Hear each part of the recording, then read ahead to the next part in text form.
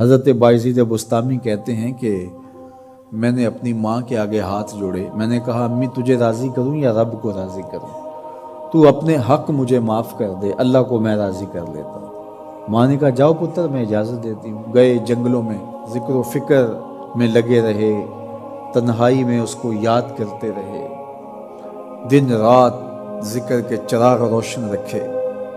12 سال گزر گئے حق کی تلاش میں۔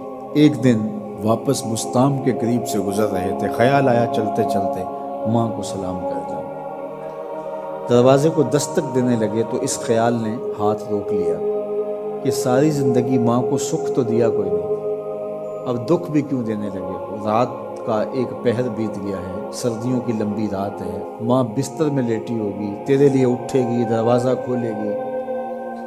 دروازے کے ساتھ ہی لگ کے بیٹھ گئے اور ساری رات کاٹ دی، اس خیال سے کہ ماں کو تکلیف نہ ہو۔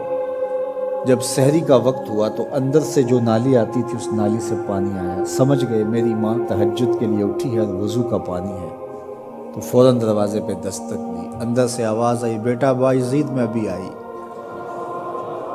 مائیں بیٹوں کے دستک کے انداز سے جان لیتی ہیں یہ کس بیٹے کے ہاتھوں کا لمس ہے۔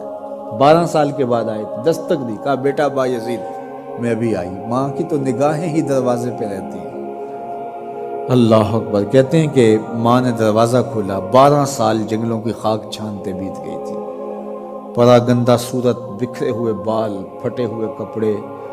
میری ماں کی جب نگاہ میرے پہ پڑی تو اس کی چشمان سے موٹے موٹے آنسو ٹپکنے لگے، اور اس نے ایسے ہاتھ پھیلا کے کہا مالک میرا بیٹا بایزید تیری طلب میں نکلا تھا، تو نے ابھی تک اسے اپنا قرب نہیں دیا۔ حضرت بایزید بستامی کہتے ہیں 12 سال کی ریاستوں سے جو کچھ نہیں ملا تھا ماں کے اٹھے ہوئے ہاتھوں سے مل گیا۔ میں نے کہا مالک میں تجھے کہاں ڈھونڈ رہا ہوں، تو کہاں موجود ہے؟ تو ماں باپ کی رضا اللہ کی رضا کا دروازہ کھولتی ہے۔ جن لوگوں کے ماں باپ ناراض ہیں اور وہ جا کے پیر صاحب کی خدمت کرتے ہیں اور میاں ماں کے قدم چومو، باپ کی ٹانگیں دباؤ، ان کی خدمت کرو، تمہارے پہلے مرشد وہ ہیں، ان کو راضی کرو، پھر کسی شیخ کامل کی صحبت میں آنا، دیکھو کیسے دل کی بند کھڑکیاں کھلتی ہیں۔ ایک مرشد تو ناراض کر رہا ہے اور دوسرے مرشد سے تمہیں کیا ملے گا؟ تو راستہ یہیں سے کھلے گا۔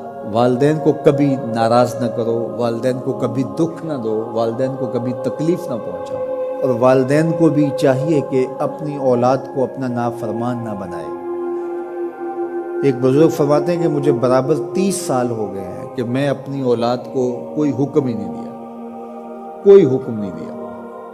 کوئی چیز مجھے چاہیے بھی ہوتی ہے تو میں بصیغہ امر نہیں کہتا، بلکہ ایسے ہی بات کر رہی ہوں، پانی چاہیے تو یہ نہیں کہتا بیٹا پانی لے کر آؤ، میں ویسے ہی کہتا ہوں پیاس لگی ہوئی ہے، تو اگر وہ سمجھ جائے اور وہ خود لے آئے تو اچھی بات ہے، لیکن اگر وہ نہ لائے تو میں نے اس کو حکم ہی نہیں دیا، امر ہی نہیں کیا، تو اس امر کی مخالفت ہی لازم نہیں آئے گی۔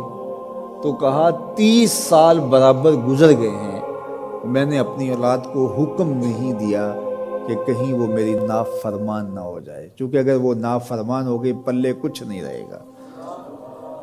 جو اولاد ماں باپ کی نافرمان ہوتی ہے وہ ہوا میں بھی اڑیں، وہ چرخ پہ بھی جھولیں، وہ زمین پہ گرنے والی ہوتی ہیں، کبھی کامیاب نہیں ہو سکتی وہ اولادیں جو ماں باپ کی گستاخ، بے ادب اور نافرمان ہوتی ہیں۔ وہی اولادیں سرخروغ، کامیاب اور کامگار اور بامراد ہوتی ہیں جو ماں باپ کی خدمت کرتی ہیں، ماں باپ کی دعائیں لیتی ہیں۔ وہ ایک بچہ ماں باپ کے پاؤں دبا رہا تھا، تو ایک بچہ ایک بر اعظم میں، دوسرا دوسرے بر اعظم میں، تیسرا تیسرے بر اعظم میں بڑے بڑے کاروبار کر رہا تھا۔ تو کوئی اس کا دوست ملنے آیا، اس نے کہا کہ اس نکمے کو بھی کہیں بھیج دو، فلاں جو ہے وہ یورپ میں ہے، فلاں امریکہ میں ہے، وہاں اتنی بڑی کمپنی اس نے کھولی ہوئی ہے، اس نکمے کو یہاں بٹھایا، اس کو بھیج دو، یہ تو نکمہ کسی کام کا نہیں۔ کہا یہ نکمہ ہی تو میرے کام آ رہا ہے۔